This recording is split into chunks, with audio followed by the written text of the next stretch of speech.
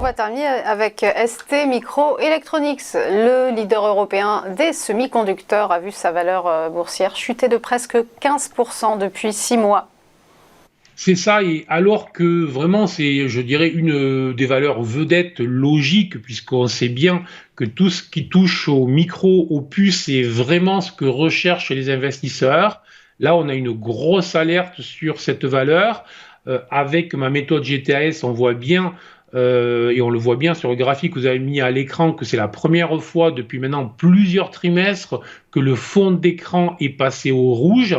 Et en plus, on a une configuration très embêtante, très inquiétante, puisqu'en fait, on a le sommet qui a été réalisé le 27 juillet avec une colossale accélération au-delà des 50, avec un 50,39 au point haut, en clôture en plus, avec du volume. Et depuis le 27 juillet, la valeur ne fait que revenir en fait en arrière, alors qu'il y avait eu du volume, alors que les acheteurs s'étaient précipités, alors que l'on était repassé sur un sommet en, en dépassant les sommets réalisés en fait en avril. Et tout ça, ce sont des mauvaises nouvelles parce que ça signifie qu'on a là beaucoup d'acheteurs piégés, que jour après jour, les acheteurs qui ont acheté le 27 juillet sont les dindons de la farce et donc vont être obligés au fur et à mesure de vendre.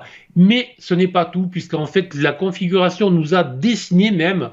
Je vous parlais d'une configuration en triple sommet pour BMW. Là, on a une configuration très classique pour tous les analystes techniques, qui est une configuration typée ETE, c'est-à-dire épaule, tête-épaule, une configuration de retournement qui pourrait conduire la valeur aux alentours des 34 euros, donc plutôt de mauvaises nouvelles, bien évidemment, pour les prochaines semaines, prochains mois.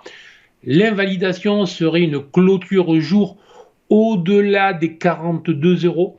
Donc, on est relativement proche, mais il faut considérer que tant que la valeur reste sous les 42 euros, ce sont vraiment les vendeurs qui ont la main.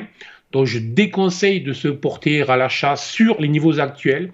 Et si la valeur revenait au-delà des 42 euros, à ce moment-là, nous referons une analyse et nous verrons s'il est temps de revenir sur cette valeur, mais un maximum de prudence sur cette valeur avec des objectifs possibles autour des 34 dans les prochaines semaines.